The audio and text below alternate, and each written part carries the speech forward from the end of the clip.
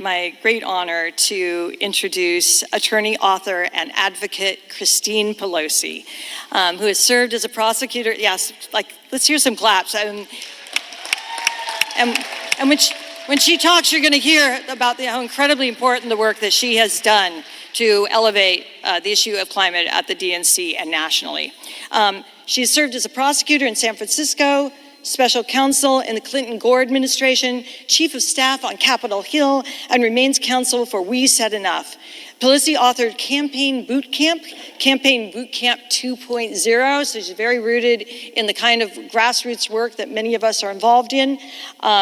And based on her leadership trainings, she wrote the Amazon bestseller, The Nancy Pelosi Way.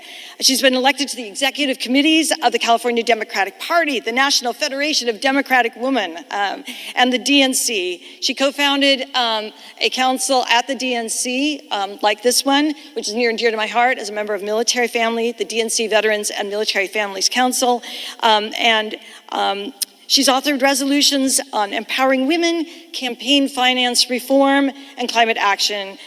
She is a leader in our party and a champion of our cause, and it's great to have you here with us today, Christine. Let's give her a warm welcome.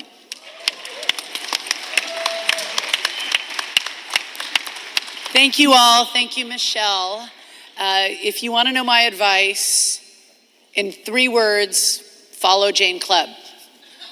But if you want more words than that, I'll give you more words than that. From my first political campaign, 1968, Ken Martin, I was 2 years old. My mother had 3 of us under age 4, and we were all sharing the same stroller, and she had one of those Hubert Humphrey scarves with all the H's all over it that you Minnesotans might remember.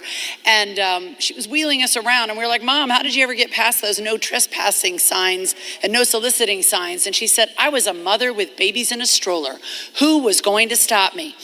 And the fact is, she was pregnant for most of the 60s, drove carpools for most of the 70s, and volunteered until the 80s until she ran for office. So our whole ethic when we were growing up was about public service, but not in terms of running for office. So ironic that she, a shy person, would run for Congress and go from the kitchen to the Congress and ultimately to House Speaker. But I tell that story to say that is the story of this new generation coming up. It's the same things. It's moms and dads in strollers. It's people who've had enough, who are just gonna say, you know what, I'm gonna get out and do it. Who's gonna stop me?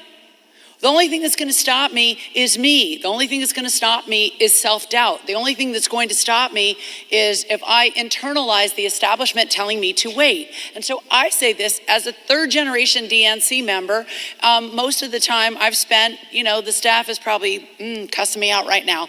That's okay, because I'm constantly pushing and fighting. Why? Because I think it's important for the party to actually stand up for labor, to stand up for workers. That's why I wrote the resolutions on the Fight for 15 months before we were ready to put it in our platform. That's why I've been fighting for climate at the DNC. In 2012, you might remember there was one question on climate asked of Barack Obama and Mitt Romney, and it was a dude on YouTube dressed as a snowman.